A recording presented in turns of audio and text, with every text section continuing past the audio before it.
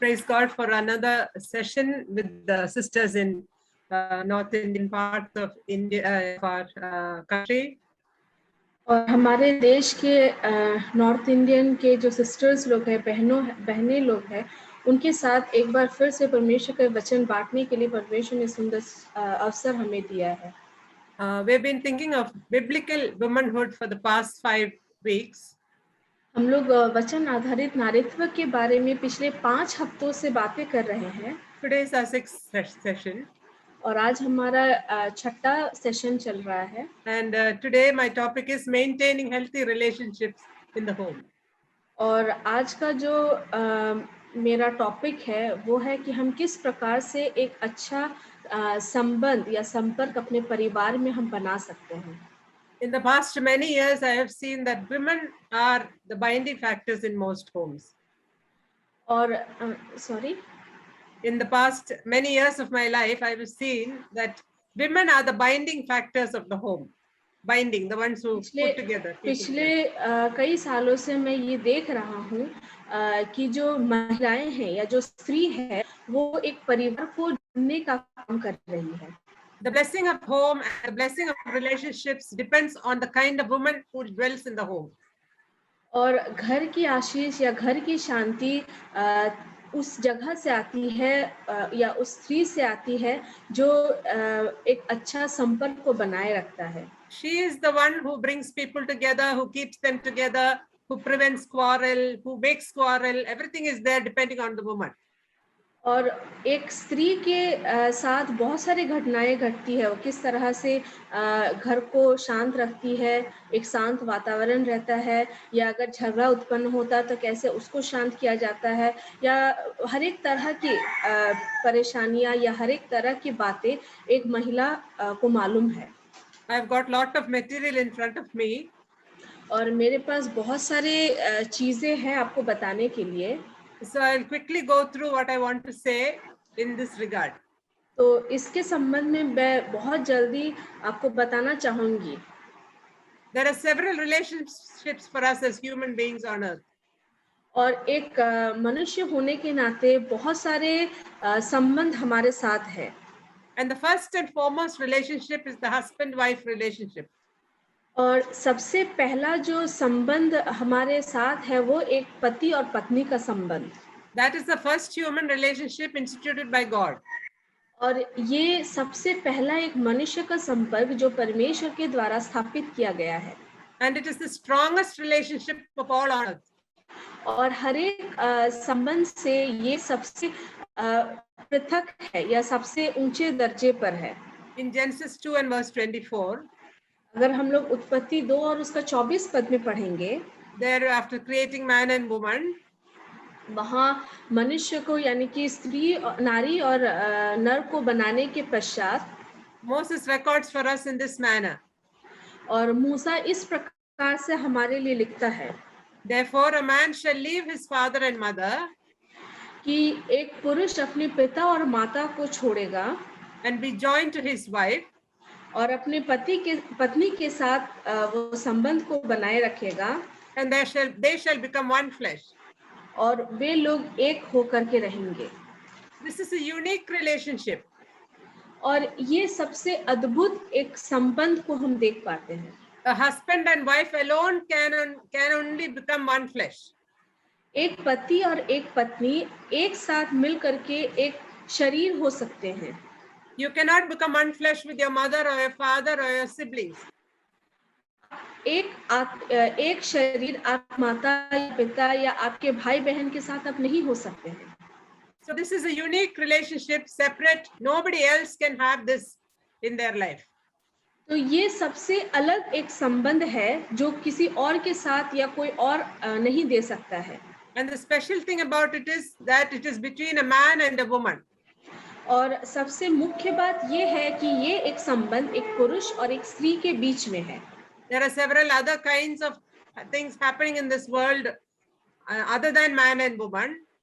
और इस दुनिया में अगर हम देखेंगे तो बहुत सारे ऐसे काम हो रहे हैं एक पुरुष और एक स्त्री के अलावे. But in the marriage, in scriptural marriage, it is between a man and a woman. लेकिन अगर हम बाइबल से आधारित अगर हम देखेंगे तो एक शादी एक पुरुष और एक स्त्री के बीच में ही होती है। And the second thing about it is that a man leaves his parents. और दूसरी बात जो हम देखेंगे वो यह है कि एक पुरुष जो है अपने माता-पिता को छोड़ता है। This is true of the woman too. She has to leave her parents too. और ये नारी के साथ भी ऐसा ही होता है कि उसे अपने माता और पिता को छोड़ना पड़ता है। So strong is the marriage bond that it supersedes the tie between parents and children. और ये शादी का संबंध कितना ही अनोखा या कितना ही महत्वपूर्ण है कि ये हमारे जो माता-पिता से जो संबंध है उसको हम लोग देखते हैं कि वहाँ से हम लोगों को अलग किया जाता है।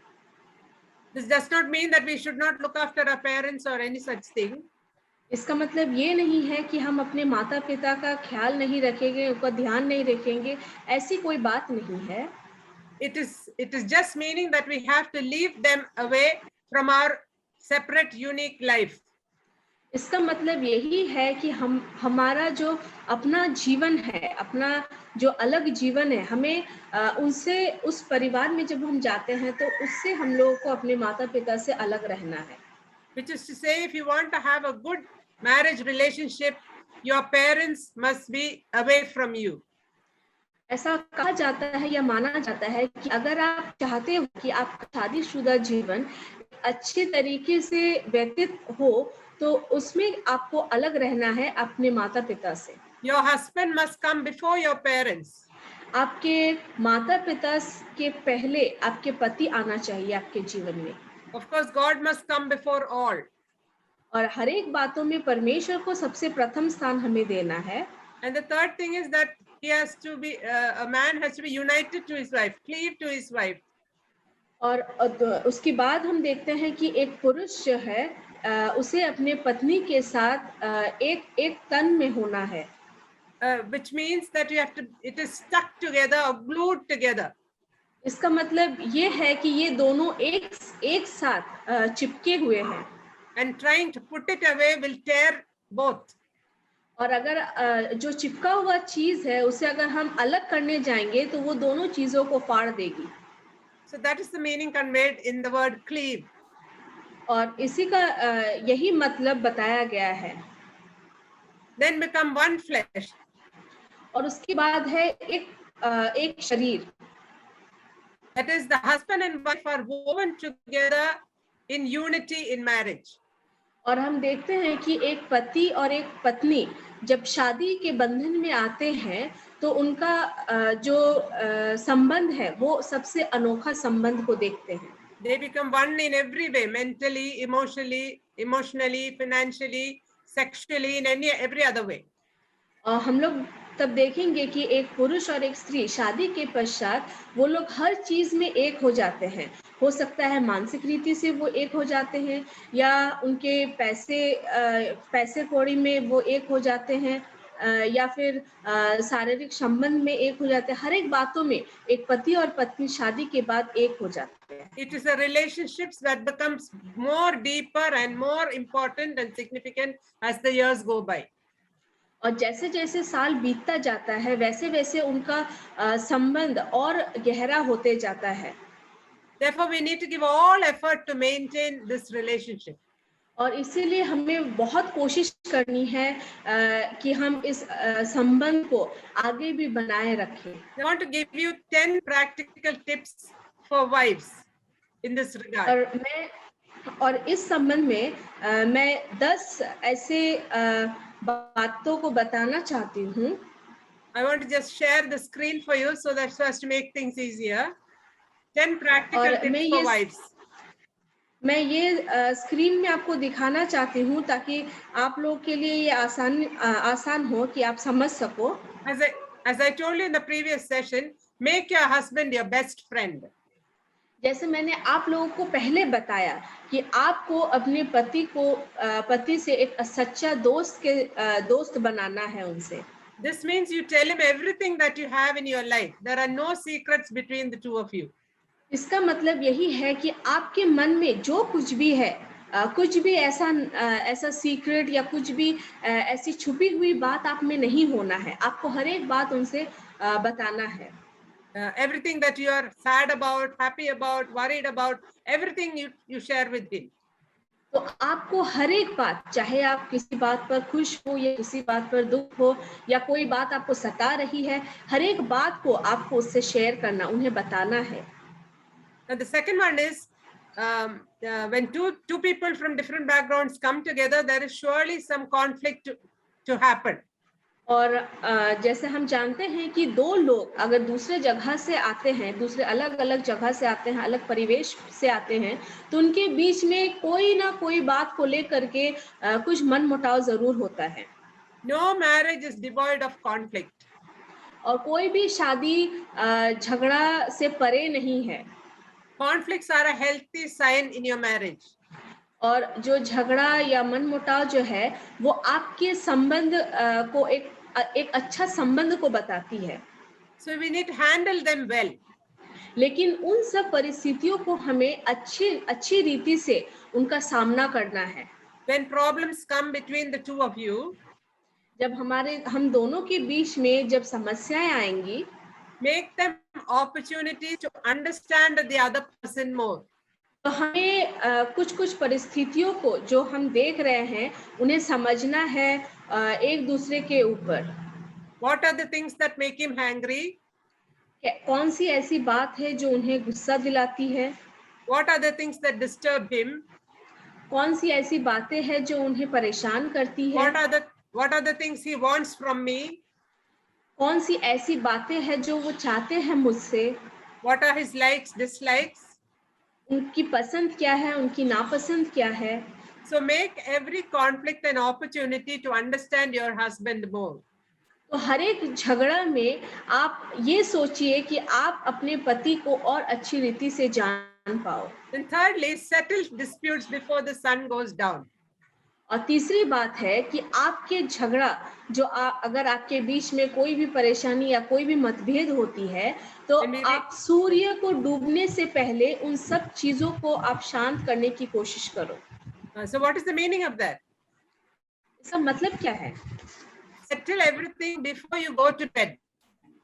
हर एक चीज या हर एक झगड़ा जो आपके साथ होती है, तो बिस्तर में जाने से पहले उन सबको आप सबको मतलब आप हर एक चीज का सामना करके उसे खत्म कीजिए। That means before you are happy together when you go to bed. इसका मतलब जब आप दोनों बिस्तर पे जाओगे तो आप दोनों खुशी-खुशी बिस्तर पे जाओ। We read in Ephesians 4:26 and 27, be angry and sin not, and give no room to the devil. हम लोग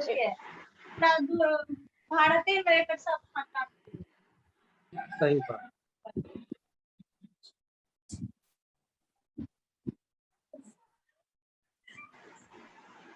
Can you hear me? Yes. In Ephesians 4:26 Yes. and 27, अगर हम इफिसियों की पत्री उसकी 4था अध्याय अगर हम 26 और 27 पद में देखेंगे तो वहां इस प्रकार लिखा हुआ है, क्रोध तो करो, पाप मत करो। And in verse 27 we read, give no room in a dispute with one another, you are giving room for the devil. जब आप एक दूसरे के साथ झगड़ा करते हो या मतभेद होता है आपके बीच में, तो उस समय आप शैतान को अपने जीवन में अवसर देते हो। So settle the dispute before you go to bed. तो आप बिस्तर में जाने से पहले आपका जो झगड़ा है आपको उसे खत्म करनी है। The fourth one is forgive and forget. चौथी बात जो है वो ये है कि आपको क्षमा करनी है और भूल जानी है। Forgiveness is a character of Christ. ये क्षमा करने का जो स्वभाव वो मसीह In का Ephesians था। 4:32, the scripture and the word asks us to forgive as Christ did. और एफिसियों की पत्री उसका चौथे अध्याय उसका 32 पद में अगर आप देखोगे तो वहां इस प्रकार लिखा हुआ है कि हमें परमेश्वर मसीह के समान पाप अपराध करने क्षमा करने का स्वभाव हमारे अंदर होना चाहिए। It is very difficult for us to forgive and forget. और एक स्त्री होने के नाते किसी बात को क्षमा करना या भूल जाना बहुत Even if we कठिन होता forgive, है। it's difficult for us to forget. हो सकता है हम क्षमा तो कर देंगे, लेकिन बहुत बार ऐसा होता है कि हम उस बातों को भूलने में हमें Because- समय लगता है या हम Because भूल in नहीं making सकते। us physically, God has given us a long-term memory so that we can remember things for a long time. क्योंकि एक स्त्री होने के नाते परमेश्वर ने जो हमें शरण शक्ति दी है वो बहुत ज्यादा है, यानी कि हम लोग बहुत सारी चीजों को बहुत दिन तक हम We याद should रख try सकते our हैं। level best to forgive and forget. तो हमें कोशिश करनी है कि हम दूसरों को या हम आपस में एक दूसरे को क्षमा कर सके और बातों को या चीजों को हम Then the भूल next one सके। is spend quality time together. और उसके बाद पांचवी बात जो है वह ये है कि हमें एक साथ समय बिताने की आवश्यकता Once a है। week, at least, if you can't do it every day, at least once a week, sit together, talk about all the things you want to have in your life. हर दिन अगर नहीं होता है तो आप हफ्ते में एक दिन एक साथ बैठ करके उन सारे बातों को आप एक साथ मिल करके कर सकते हैं जो आपके जीवन में You जरूरी can है। discuss finances, the children, the needs in the home, in-laws problems, all these you can discuss. तो आप जब एक साथ बैठते हो तो आप पैसे के बारे में बातें कर सकते हो, आपके बच्चे के बारे में बातें कर सकते हो, या कुछ समस्या आपके जीवन में आती है उसके बारे में बातें कर सकते हो, या फिर आपके घर में सास या ननद की अगर कोई समस्या है आप उन सब चीजों के बारे में बातें कर सकते हो। Yeah, so spend quality time together at least once a week. तो एक हफ्ते में एक दिन आपको ये कोशिश करना है कि आप दोनों एक साथ मिल करके कुछ समय को If you बिताएं। have children, give them some game to play or something like that so that you can be together. अगर आपके बच्चे हैं तो आप उनको कुछ खिलौना दे दें ताकि वो अपने में खेलते रहे और आपको समय मिले कि आप दोनों एक साथ मिल करके बिता The सको। next one is wipe away every negative thought about your spouse. और छठी बात जो है वो यह है कि जो नकारात्मक सोच आपको आपके पति के विषय में है आपको उन सभी को भूल जानी है। Remember that he is also a human being and he is not a perfect person. आपको ये याद रखनी है कि वो भी एक इंसान है और उनसे गलतियां होती है या उनमें भी नकारात्मक चीजें हो सकती है। Always remember that he is also capable of making mistakes. और आप ये भी हमेशा याद रखें कि इंसान होने के नाते वो भी गलती कर बैठेंगे। So try to see the good in him every time you look at him. तो आप कोशिश करें कि जब कभी आप उसको देखते हो तो आप उनमें अच्छाई को देख सको। Then use the words I am sorry and I love you as often as you can so that you build your relationship. तो आप जितने बार हो सके मुझे माफ कीजिए, मैं आपसे बहुत प्रेम करती हूँ, इस तरह का कुछ बातें आप उनको बोलिए। Then try to please him by meeting his needs. और आप उनको खुश करने की कोशिश कीजिए, उनकी जो जरूरतें हैं उनको दे करके। Cook good food for him. अच्छा खाना पकाइए उनके लिए। See that he is well dressed. आप देखें कि वो अच्छे से या साफ सुथरा कपड़े पहनते हैं। Especially meet his need for physical intimacy. और जो शारीरिक जो जरूरत है उनको आप कोशिश करें कि आप वो उनको दे सके। Because physical intimacy is so important to man, just as food is when he is hungry. जब एक पुरुष को भूख लगती है तो जैसे खाना उनके भूख को तृप्त करती है, वैसे ही एक शारीरिक जो लालसा या एक शारीरिक जो चाह आप एक पति या एक पुरुष के अंदर भी होती है। Then pray together every day. और हर एक दिन आप एक साथ मिल करके प्रार्थना करें। Pray about everything. हर एक बातों के लिए आप प्रार्थना करें। God is the one who binds you together. परमेश्वर एक ऐसा व्यक्ति है जो आप दोनों को एक साथ जोड़ करके रखता है। In Ecclesiastes 4:12, we read a triple braided cord cannot be easily broken. और अगर आप शब्दोपदेशक उसका चौथा अध्याय और उसका 12वें पद में पढ़िएगा तो वहां पे इस प्रकार लिखा हुआ है। एक minute. A triple braided cord cannot be easily broken. और तीन व्यक्तियों की जो सोच है वो एक साथ अगर है तो वो आसानी से टूटने योग्य नहीं है। So you, your husband and God together should make that triple braided cord. तो आप, आपके पति और परमेश्वर, ये एक कॉर्ड का 3 सिर होना चाहिए। Do not allow a fourth person to enter into that relationship. तो उस संबंध, वो जो संबंध आप तीनों के बीच में है, एक चौथा व्यक्ति को आप अंदर आने की अनुमति ना दें। If dad or mom enters in, then it becomes a team of 5. अगर आपके माता या पिता भी अगर उस टीम में शामिल हो जाते हैं तो वो 5 व्यक्ति कहलाएंगे। If both sets of parents get involved, it becomes a team of 7. और अगर दोनों तरफ के माता पिता, यानी कि आपके माता पिता और आपके पति के माता पिता अगर सब आ जाएंगे तो एक टीम बनेगा, तो वो 7 लोगों का टीम बनेगा। Such cords will not last long. तो उस तरह का जो एक जोड़ है वो बहुत दिन तक नहीं बचता है। You, your husband and God together should make that cord which cannot be broken. और आपको, आपके पति को और आपके परमेश्वर, इन तीनों का जो एक जोड़ है वही बहुत दिन तक बचे रहता है।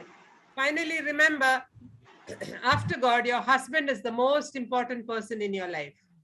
और आखिर में आप ये याद रखें कि परमेश्वर के बाद आपके जीवन में अगर कोई महत्व रखता है तो वो आपके पति है। So work together. तो इसीलिए एक साथ काम करें। Set good boundaries, that is, limit each person's arrival into your life.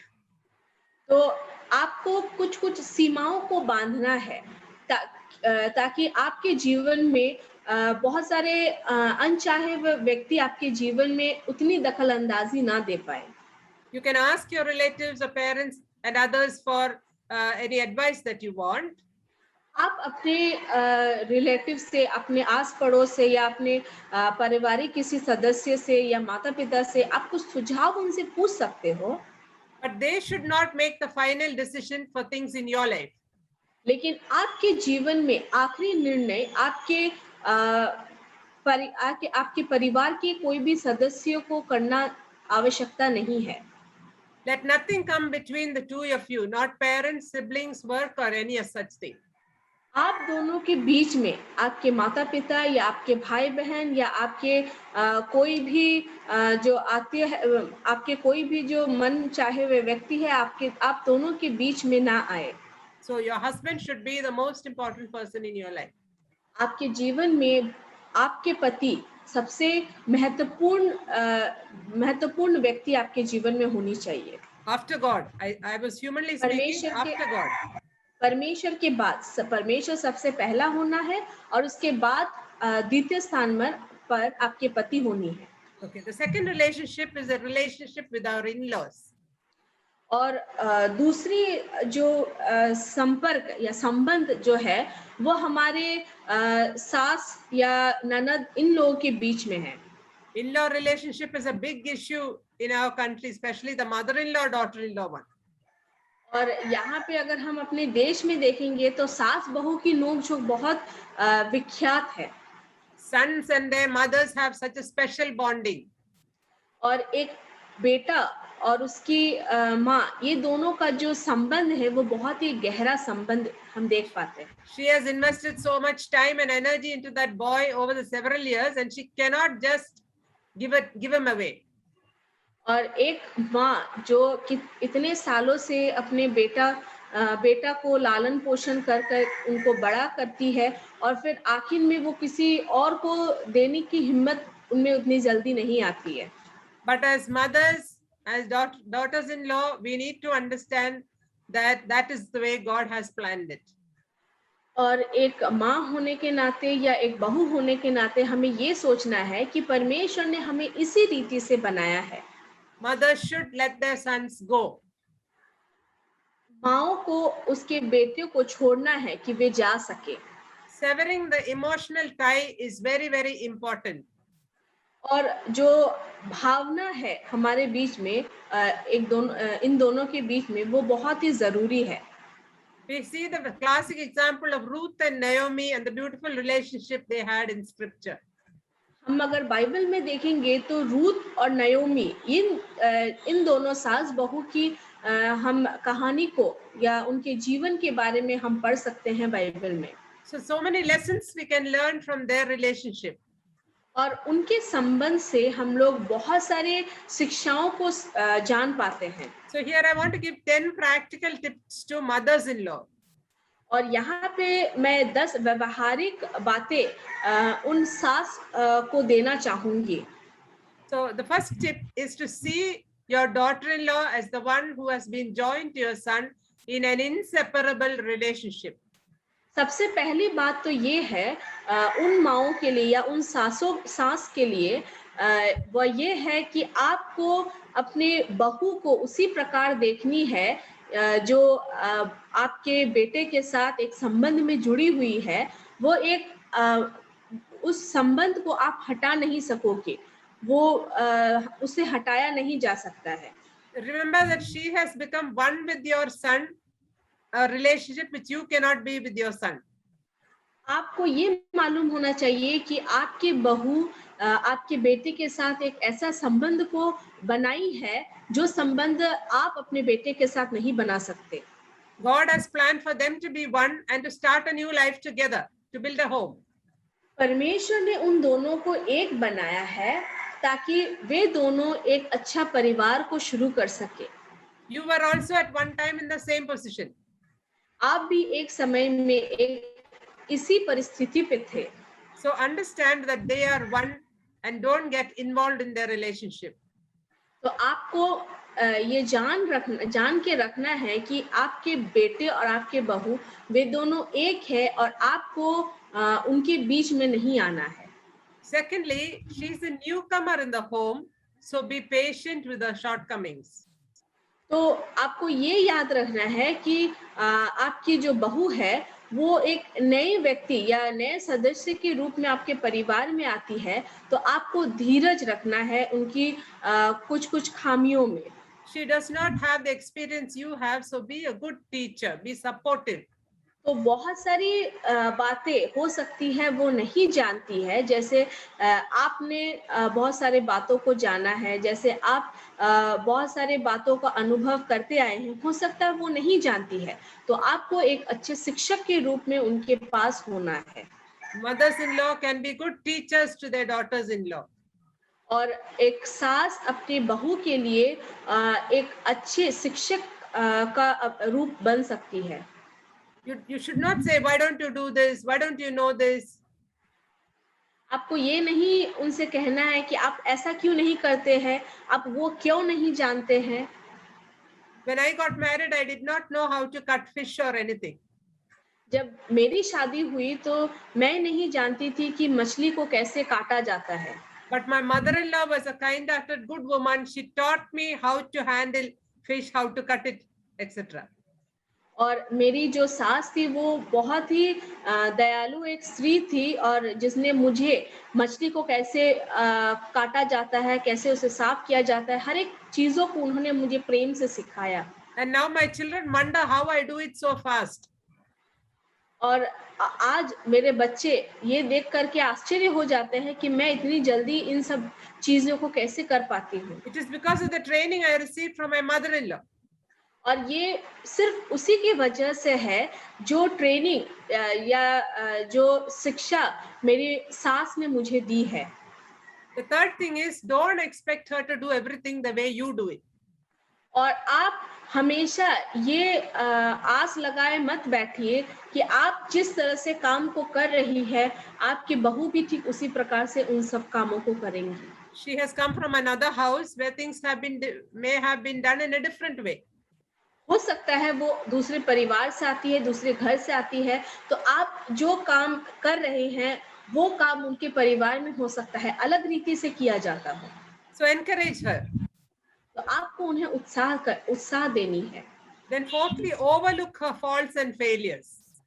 और उसके बाद जो चौथी बात है कि उनकी गलतियों को या अगर कुछ चीज अगर वो नहीं कर पाते हैं तो आपको उन्हें मतलब अनदेखा करनी है. Even when she makes some mistakes, keep saying, good, well done, you can do better. और मान के चलिए अगर कुछ गलती वो कर बैठती है तो आपको उन्हें उत्साह देनी है कि कोई बात नहीं, इस बार नहीं हुआ तो क्या हुआ, अगले बार हो जाएगा, कोशिश करो। Yeah. The next one is don't spread rumors about her incapability, that she's a fit for nothing, like that. पांचवी बात ये है कि आप अपने बहू के बारे में दूसरे जगहों में या आपके आसपास में गलत बातों को या उनके असमर्थ जो काम वो नहीं कर पाते हैं उन सब के विषय में दूसरे लोगों के साथ आप चर्चा ना करें। Take the best and leave the rest to God. आप उन सब चीजों को स्वीकार करें जो सबसे अच्छा है और बाकी आप परमेश्वर के हाथों में छोड़ दें। And give your advice only when she asks for it. और आपका सुझाव आप उन्हें तभी दें जब आपको वो पूछे। The next one is give her ample time to spend with her husband. उसके बाद छठी बात ये है कि आप उनको अधिकतर समय दें कि वो अपने पति के साथ समय को बिता सके। When there's plenty of work in the house, sometimes mothers-in-law keep wondering, where is she? What is she doing now? Why is she always in the room? जब बहुत सारे काम घर पर रहती है तो सास ढूंढती रहती है, कहाँ है वो, इतनी देर हो गई अभी तक आई नहीं है, क्या कर रही है रूम में, इस तरह की बातें बहुत बार होती है। Just give her enough time to spend with her husband. आपको उन्हें अधिक समय देना है कि वो अपने पति के साथ समय को बिता सके। The next is to give freedom to make her own choices. सातवीं बात ये है कि आप उनको आजादी दें कि वो अपने से चुन सके। We see this in the life of Naomi. हम लोग ये बात नवोमी के जीवन में हम देख पाते हैं। She gave Ruth and Orpah an opportunity to make their own choices. और नयोमी ने रूथ और ऑर्फा दोनों को उनके पसंद के हिसाब से उनको चुनने का अवसर दिया था। She knew she would be alone in the world if she did this. और नयोमी ये जानती थी कि जो सुझाव उन्होंने दिया उन दोनों को, इससे वो पूरा जीवन उस संसार में अकेले ही रहेगी। But still she asked her daughters-in-law to go away to their own homes. लेकिन फिर भी नयोमी अपने बहुओं से बोलती है कि वो अपने देश में या अपने लोगों के पास वापस चली जाए। The next one is be unselfish and seek the good of the other person. और आठवीं बात ये है कि आप स्वार्थी ना बने और आपको दूसरे व्यक्ति की अच्छाई को देखनी है। That also we see in the life of Naomi. और ये बात भी हम लोग नाओमी के जीवन में हम देखते हैं। She wanted her daughters-in-law to have a good life. वो चाहती थी कि उनके जो बहू है उन्हें एक अच्छा जीवन मिले। Even though she had become lonely, हो सकता है कि वो अकेली हो गई हो। she wanted them to marry and settle as families. और लेकिन नाओमी चाहती थी कि वो वापस उनकी बहू वापस जा करके फिर से विवाह करे और अपने जीवन को आगे बढ़ाए। It's such a good example for us to follow. और ये बहुत ही अच्छा एक उदाहरण है हम लोगों के लिए कि हम उसका अनुसरण करें। Seeking the goodness of others. हम दूसरों की अच्छाई को ग्रहण करें। Then ninth one is love with the love of Christ. और नौवीं बात जो है कि हमें मसीह के प्रेम से उन्हें प्रेम करनी है। Sorry, that's the 10th one, I think. Love with the love of Christ. मसीह के प्रेम में हमें प्रेम करनी है। We need to seek the ultimate well-being of the other person. हमें दूसरे व्यक्ति का शुभ चिंतक या अच्छी सोच उनके बारे में हमें जांचनी है। The word agape, love, used in the scripture means seeking the ultimate well-being of the other person. जो अगापे लव अगर हम बाइबल में देखेंगे तो ये अगापे लव का मतलब यही है कि हमें दूसरे व्यक्ति का जो अच्छाई है या वो क्या चाहते हैं उस प्रेम को हमें जानना है या जांचना है। Love your daughter-in-law as if she was your own daughter. आपको अपने बहू से इस तरह प्रेम करनी है कि आप अपने जैसे आप अपने बेटी से प्रेम करते हैं। Every mother-in-law who wants to have a place in her son's life has to make this choice. और हर एक सास अगर चाहती है कि वो अपने बेटे के जीवन में या उनके जीवन में कोई जगह को बनाए, तो उन्हें उसके पसंद के हिसाब से चलना होगा। Remember, there is only one person you can change, and that is yourself. आप याद रखें कि बस एक ही ऐसा व्यक्ति है जो बदला जा सकता है, और वो आप खुद हो। Let your daughter-in-law see the character of Christ in your life. आपके बहू को आप ये अवसर दे कि वो आपके जीवन में प्रभु यीशु मसीह के स्वभाव को देख पाए। His humility, kindness, compassion, and forgiveness. उनका जो कोमल हृदय, उनका जो दयालु मन था, उन सब बातों को आपके जीवन में वो देख सके। I want to give, I've given 10 practical tips for mothers-in-law. I want to give 10 practical tips to daughters-in-law also. यहाँ पे मैं 10 व्यवहारिक बातें जो एक सास को मैंने अभी दी, अभी मैं आपके बीच में उन बातों को बताऊंगी, 10 ऐसी बातें या व्यवहारिक बातें जो बहू के लिए है। The first one is have the right attitude to your mother-in-law. सास के प्रति आपका जो व्यवहार होना चाहिए वो सही होना चाहिए। Think of her as the person who brought up this fine gentleman who is now your husband. आपको ये सोचना है कि आप एक ऐसे व्यक्ति के सामने हैं जो एक अच्छे स्वभाव के पुरुष को जन्म दे करके उन्हें बड़ा किया है, जो आपके पति के रूप में आपके सामने है। Without her help, he would not be who he is today, and thank God for your mother-in-law. और उनके बिना या उनके आपके सास के बिना जो आप अपने पति में अभी देख रहे हो, ये मुमकिन नहीं थी। You are not aware of all the troubles and problems she undertook to bring him up, so be kind and compassionate to her. आपको मालूम नहीं है कि किन परिस्थितियों से गुजर करके आपके सास अपने बेटे को छोटे से लेकर के बड़ा किया है, इसीलिए आपको उनके प्रति दया का भाव रखनी है। If she is a godly woman, let her be your influence. अगर वो एक ईश्वरीय भय स्त्री है या परमेश्वर के भय में अपने जीवन को बिताने वाली एक स्त्री है, तो आप उनसे प्रभावित हुए। We see the influence of Naomi in the life of Ruth. हम देखते हैं रूथ के जीवन में नवोमी की क्या भूमिका थी। So she stuck together and traveled back to Bethlehem because of her mother-in-law's life. और हम देखते हैं इसीलिए वो नवोमी के साथ वापस बethlehem को चली जाती है। Now the next one is make the relationship more effective by your responses. और चौथी बात ये है कि हमारा जो संबंध है वो हमें एक दूसरे के प्रति बहुत कार्यशील में लानी है। Show her your kindness, your love, your attention and care. आपको उन्हें अपना दया, अपना जो कृपा या जो कुछ भी आपका स्वभाव है, आपको उन्हें दिखानी है। Don't be always angry and hateful. हर समय आप गुस्से का भाव या फिर एक दूसरे से क्रोध रखने का या घृणा करने का स्वभाव अपने जीवन में ना रखें। Have good responses. Be willing to serve and love. तो आप कोशिश करें कि आप एक दूसरे की सहायता करें, एक दूसरे की सेवा करें। Overlook her faults and find the good things in her life. उनके जीवन में अगर कुछ गलतियां हैं, तो आप उन्हें भूल करके उनकी अच्छाई को आप स्वीकार करने की कोशिश करें। Try to be a bee, not a housefly. You know, the bee, it goes from flower to flower looking for honey. और आप कोशिश करें कि आप एक मक्खी बने, यानी कि मधुमक्खी बने, ना कि ऐसे मक्खी। Yeah, a bee goes from flower to flower looking for honey. क्योंकि हम जानते हैं कि एक मधुमक्खी जो है वो एक फूल से दूसरे फूल में जाती है ताकि वो मधु को इकट्ठा कर सके। But even if a good thing is there, a housefly will always go to the bad things.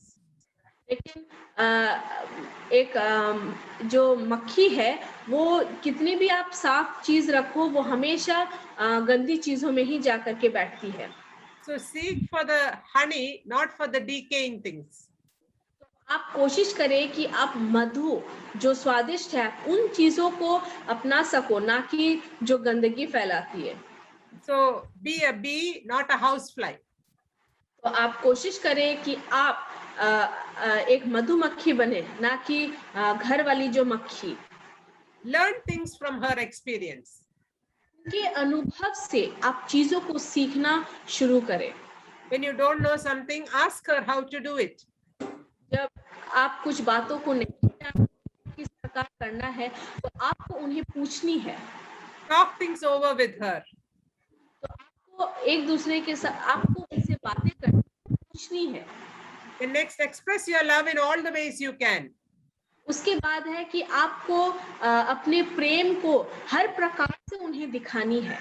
If your mother-in-law is staying in your house with you, अगर आपके सास आपके साथ आपके घर पर रहती है, when you buy something for yourself, आप जब अपने लिए कुछ खरीदते हो, try to get the same thing for her also.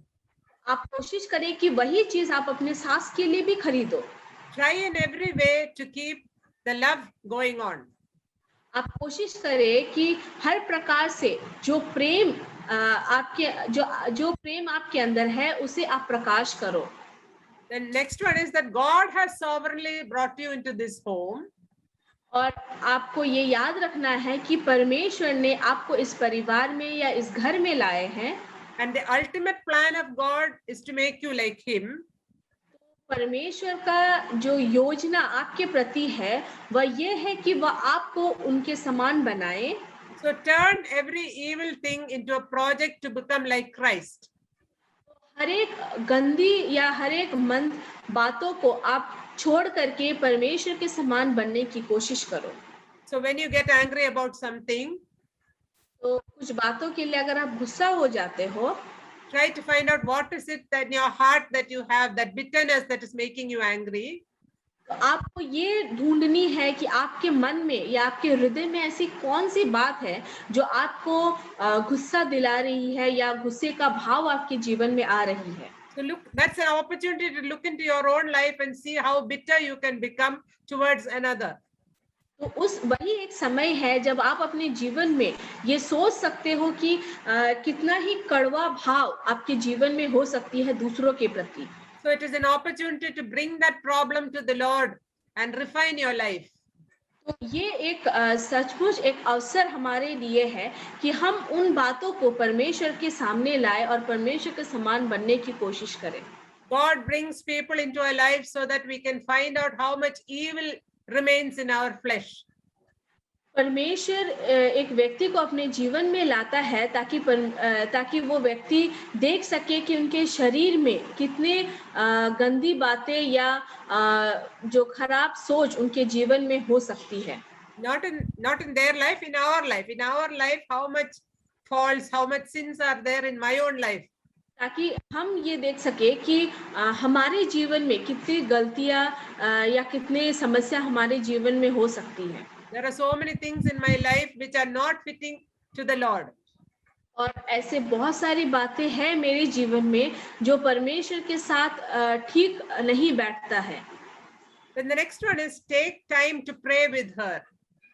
और नौवीं बात या उसके बाद का बात जो हम देखते हैं वह ये है कि हमें समय निकाल करके उनके साथ बैठना है ताकि हम एक साथ मिल करके प्रार्थना कर सकें। I don't know how many mothers-in-law and daughters-in-law can sit and pray together. मैं नहीं जानती कि ऐसे कितने बहू है या सास है जो एक साथ मिल करके बैठ करके प्रार्थना कर सकते हैं। If you can pray together, it means your relationship is growing. अगर आप एक साथ मिल करके प्रार्थना कर सकते हैं इसका मतलब ये है कि आप बढ़ोतरी की ओर बढ़ रहे हैं। When we pray together, it softens my heart and it softens the heart of the other person also. जब हम एक साथ मिल करके प्रार्थना करते हैं तो वो मेरे हृदय को भी खोलती है और मेरे सामने जो व्यक्ति है उनके हृदय को भी खोलते हैं। Remember, every time you are blamed unnecessarily, your reward in heaven is increasing. बिना कोई बात का अगर हर एक समय आपको आपके ऊपर उंगली उठाया जाए या आपको दोषारोप किया जाए, तो आप ये याद रखें कि आपके लिए स्वर्ग में इनाम है। We read that in Matthew 5 verse 11 and 12. हम लोग मत्ती रचित सुसमाचार उसका 5वां अध्याय 11 पद में पढ़ते हैं। Because of your stand for the Lord, you are blamed.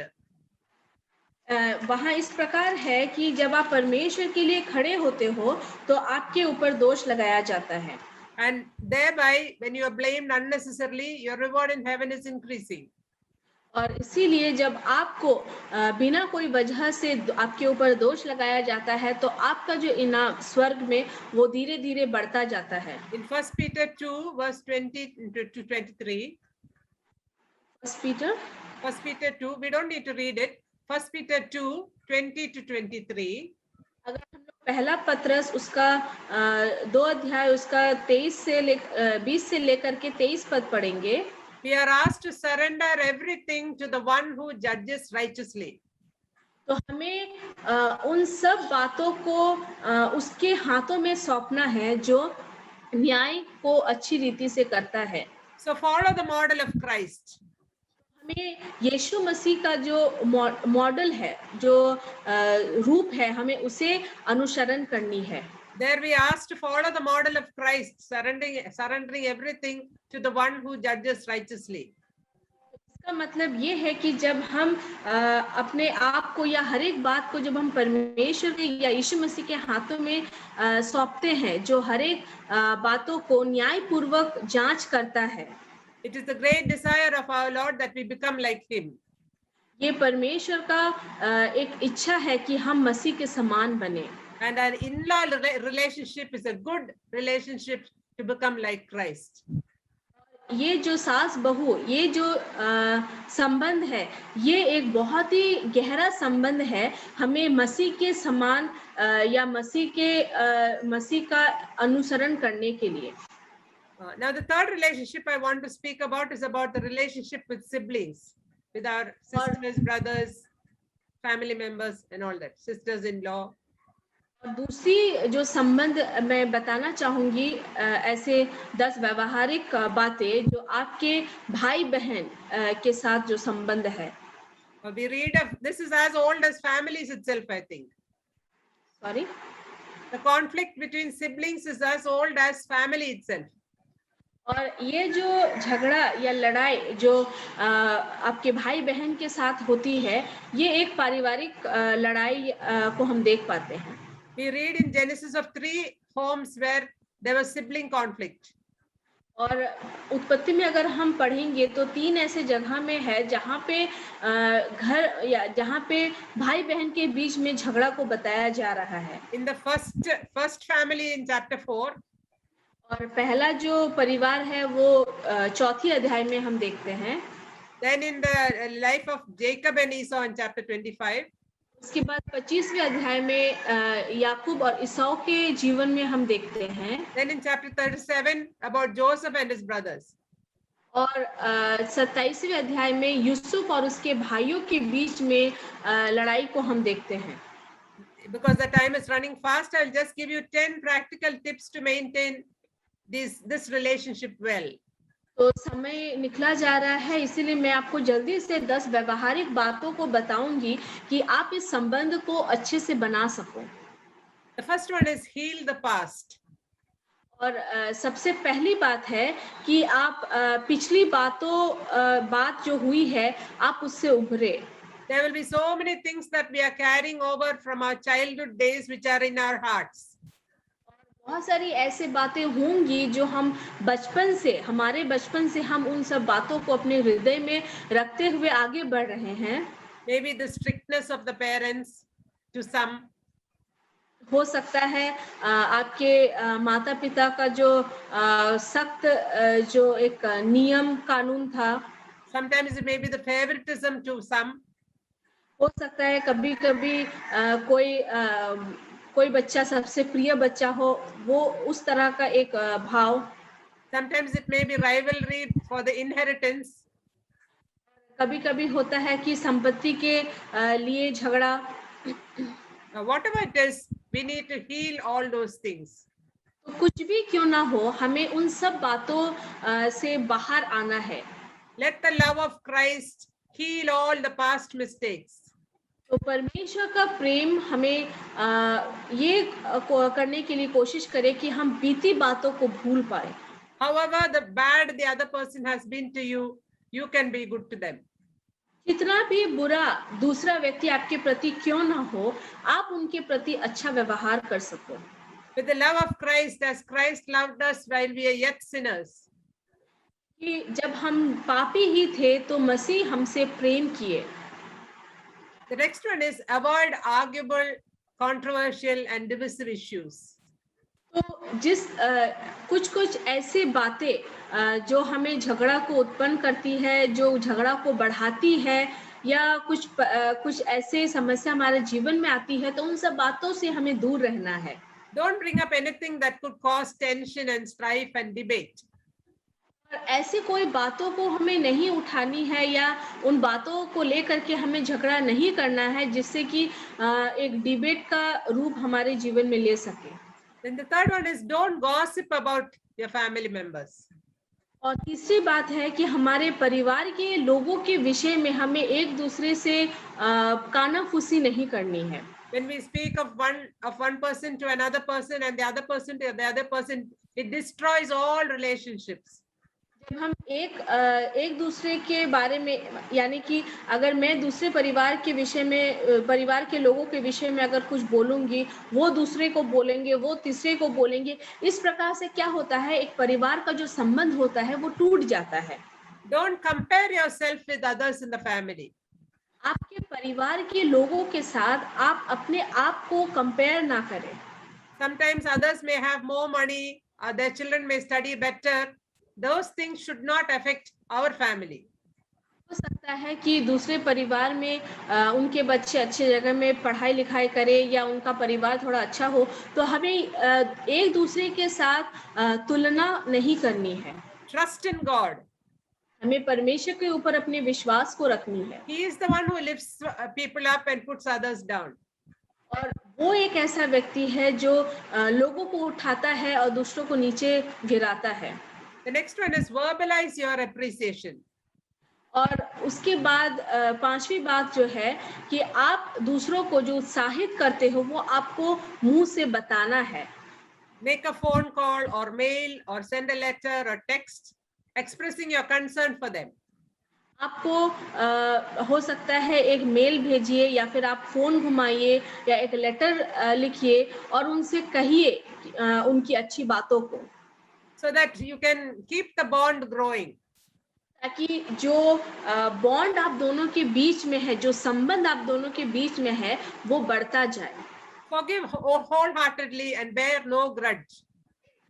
आपको एक दूसरे को क्षमा करनी है और अपने अंदर कुछ भी बुरा चीज को नहीं रखना है। We see that in the life of Joseph.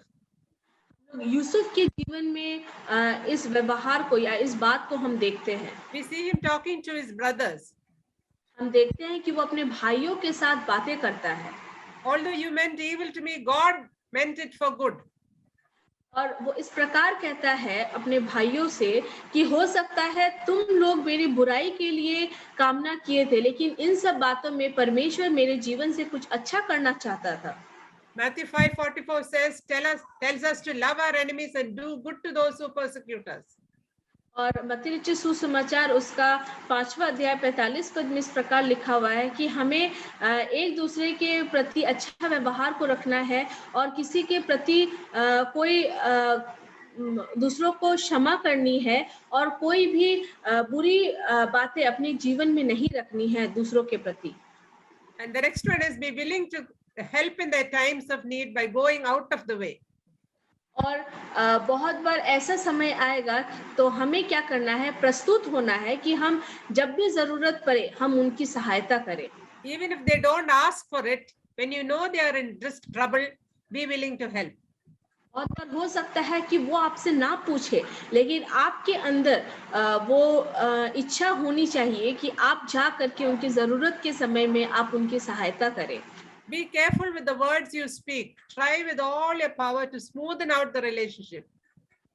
आप किस तरह का शब्द आपके मुंह से निकालते हो बातें करने के लिए, आपको उसे ध्यान रखनी है ताकि आपका जो संबंध है वो अच्छी रीति से आगे बढ़ता जाए। Because much hurt has come with the use of the tongue. क्योंकि बहुत बार दुख जो होती है या दुख जो पहुंचाती है वो हमारी जीभ होती है। We should be those who calm people down with our good words. तो हम अपनी अच्छी बातों से दूसरे लोगों को शांत कर सकते हैं। We should speak words that give grace to those who hear it. तो हम ऐसा शब्द को इस्तेमाल करें कि हमारे शब्द को सुन करके दूसरे लोगों को अनुग्रह प्राप्त हो। Then fulfill the royal law.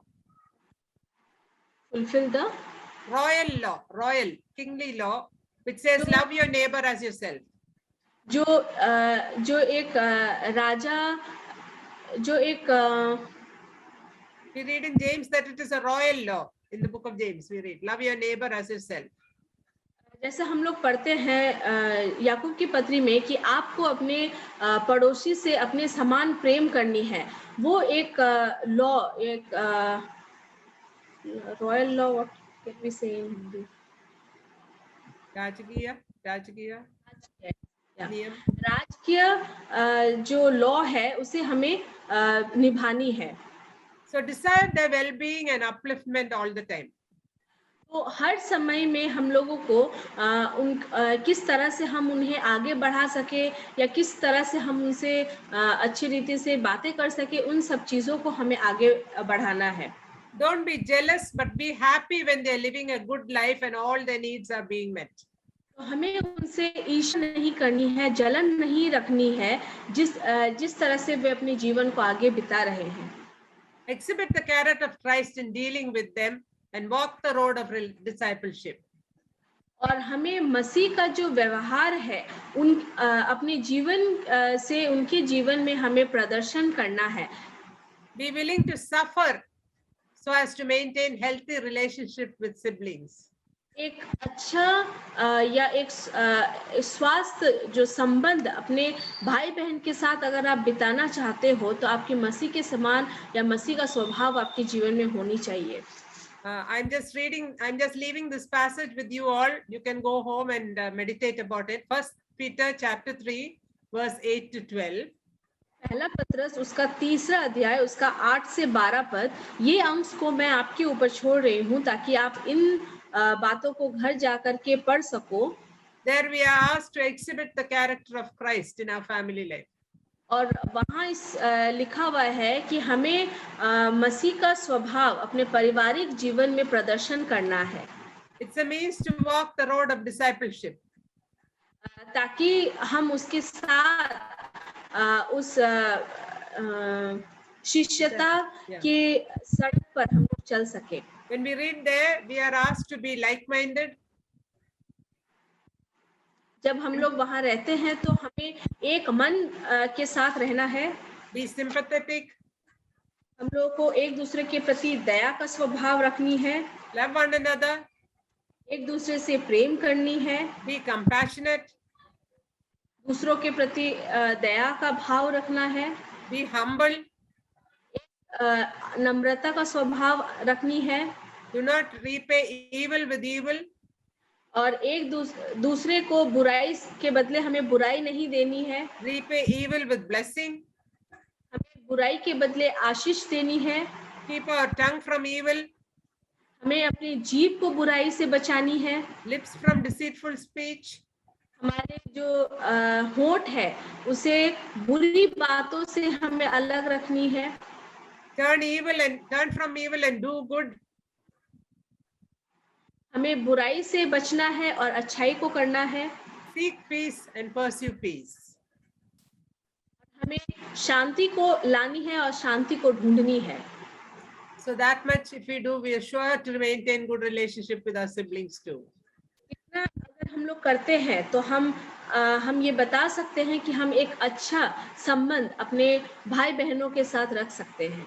The fourth relationship is the parent-child relationship, which we shall do in the next session.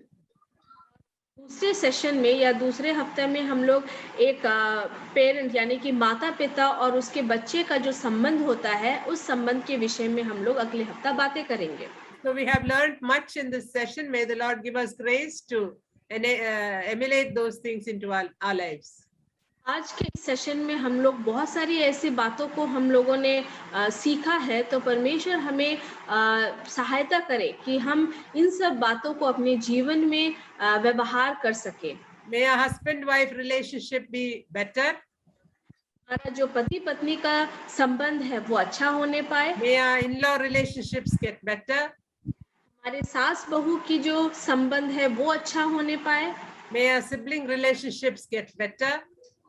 हमारा जो भाई बहन का संबंध है वो अच्छा होने पाए. And may we become more and more the disciples of Jesus, showing forth his characteristics in our lives.